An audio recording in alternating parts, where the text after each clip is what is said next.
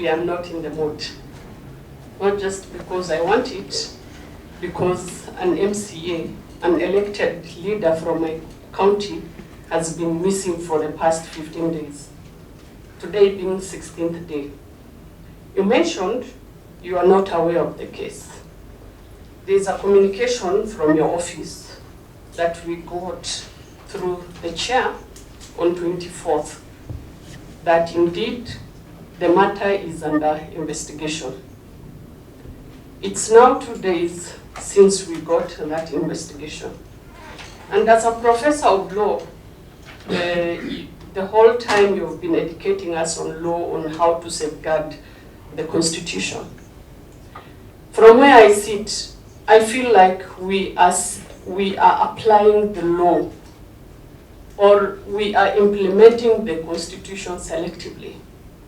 When an elected leader is missing for the 16th day, don't you think he has all the rights to live? Don't you think as an elected member of parliament, he needs to be, he needs to be implementing and, doing the work he was elected for? That is something as a lawyer I want to understand. Two, when Waziri, you said you don't want us to do abductions.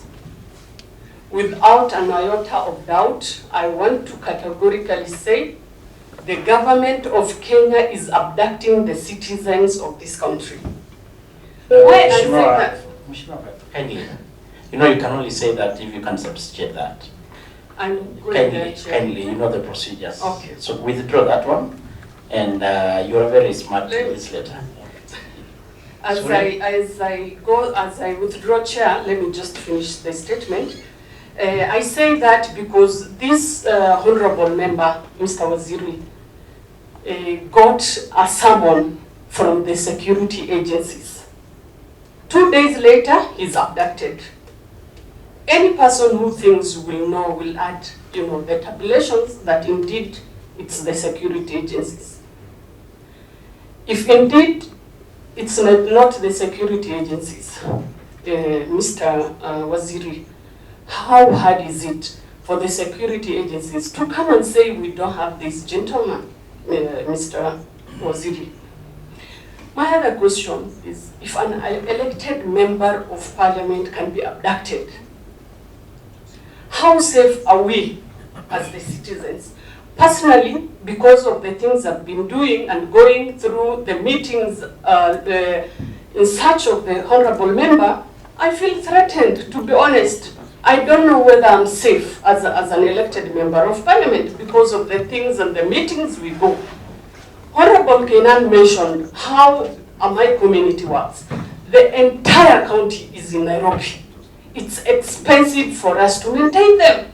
We don't sleep in our houses, Mr. Waziri. We are running from one place to another. At one point, if I take you to my house, more than 50 people are in the house because of the elected member. Mr. Waziri, I feel very, miserable that the people who elected me right now, who feel I can bring the elected MCA by just advocating and talking in parliament, that nothing can be heard, nothing can be done. Mr. Waziri, to be honest, I feel like we are in a failed state. When you take an elected member, he's a human being, he can do anything. Why do we have the courts? Why do we have the Constitution? You are a professor of law, Mr. Waziri. We are not happy from where we sit, even as a country, from Wajir, Mr. Waziri. Waziri, lastly, you said you initially started by condoning the extrajudicial killing and abductions. We want, when you say something, we mean it as a country. At the end of the day, the people who elected us are the people we work for. We will not support if they have done something wrong, Waziri. The entire Wajir country, from all the 6 constituencies today, are all out in demonstrating in the streets of Wajir, besides the government refusing to give them permit, we will not allow Mr. Waziri. We will not allow our elected members to be disappearing. Then there's no need of us being elected in the first place. We rather stay home. We rather have a lawless country, Mr. Waziri. You are the Waziri I respect. I have a lot of regards for you. We want our honorable member back.